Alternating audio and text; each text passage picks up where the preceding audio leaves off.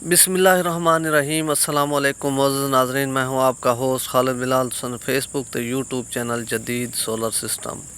उम्मीद करना कि सारे दोस्त खैरियत नाल सन ते सोलर के हवाले नाल ही अपडेट, क्योंकि सोलर के रेटां दे विच मज़ीद कुछ कमी आई है तो वो तुहाडे नाल शेयर करने। और इस तो बाद इंशाअल्लाह कल चक्कियां दे और छाणा गंदम साफ करने वाला उनकी भी इंशाअल्लाह रेटां की अपडेट करेसूँ।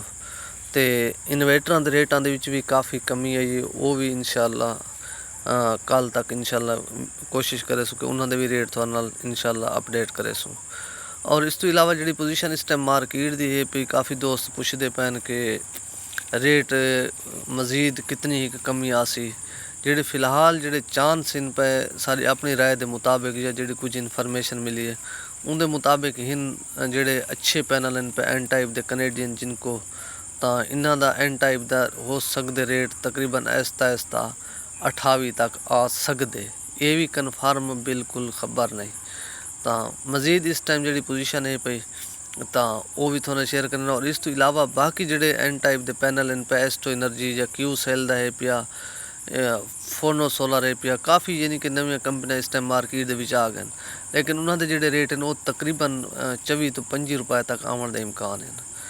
तो बाकी मज़ीद भी जोड़े इंशाअल्लाह हो सी पोजीशन और रेटां की अपडेट वो थोड़ा ज़रूर शेयर करेसूँ।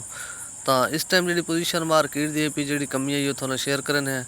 तो सब तो पहले लॉन्जी हाइमो 555 60 वाट का इस्तेमाल आना पाए तो वो है पिया इस टाइम 27 रुपए 50 पैसे।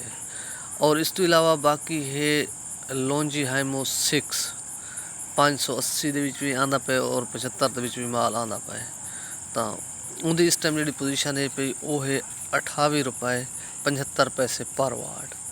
और इस तो इलावा बाकी है लॉन्जी हाइमो 7 तो उनकी भी इस टाइम मार्केट जी पोजीशन है पी 30 रुपए की है पी 575 80 वाला जरा 45 90 वाला माल है पिया। तो बाकी है पिया 45 95 610 वाट। उनकी इस टाइम जी पोजीशन है पी वो है पी 30 रुपए 50 पैसे पर वाट। और इस तो इलावा बाकी है कनेडियन एन टाइप टॉप कौन 580 वाट के इस टाइम माल आना पाए तो वो है पिया 30 रुपए पर वाट।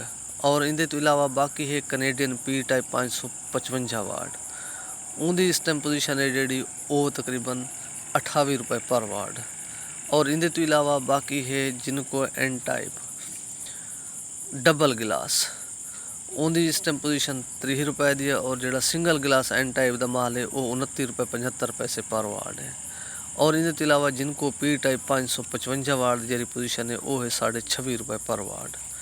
और इनके तो इलावा बाकी है जे ए सोलर जे ए की भी पोजीशन इवें कि जो उनका एन टाइप का माल है पिया डबल गिलास उनकी इस टाइम पोजीशन है जी 29.5 रुपए पर वाट। और उनका जो सिंगल गिलास है 550 55 वाला वो है पिया तकरीबन 26.5 रुपए पर वाट। और इनके तो इलावा बाकी है एस्टो एनर्जी की भी पोजीशन इस टाइम मार्केट की में कि उनका जो एन टाइप का डबल गिलास माल है पिया 580 और 85 90 के बीच आना पाए तो उनकी इस टाइम मार्केट की जी पोजीशन है पी 26.5 रुपए पर वाट। और इनके तो इलावा बाकी है उनका पी टाइप का माल जो एस्ट्रो का वो है पिया तकरीबन 5.5 रुपए पर वाट। और इनके तो इलावा बाकी है क्यू सेल की भी मार्केट इस टाइम प्लेट आ चुकी है, उनकी भी इस टाइम मार्केट की पोजीशन जी वो भी तकरीबन 26.5 रुपए एन टाइप का माल है पिया। और जो उनका पी टाइप का माल है पिया तकरीबन 25 रुपए पर वाट। और इनके तो इलावा बाकी भी काफ़ी मार्केट कंपनियां नवियां मौजूद हैं। और इस तो इलावा बाकी है इनवरैक्स की भी पोजीशन जी उनकी मार्केट सागू रेट मिले तकरीबन एन टाइप डबल गिलास जो उनका माल है पिया वो है पिया तकरीबन 31 रुपए पर वाट। और जो उनका सिंगल गिलास माल है पिया 550 55 वाला तो वो है पिया 28 28.5 रुपए पर वाट। और इनके तो इलावा बाकी जी इंशाअल्लाह पोजीशन हो सी वो ज़रूर शेयर करे सो। बाकी अपना ख्याल करे सो, दे सो इजाज़त, अल्लाह हाफिज़।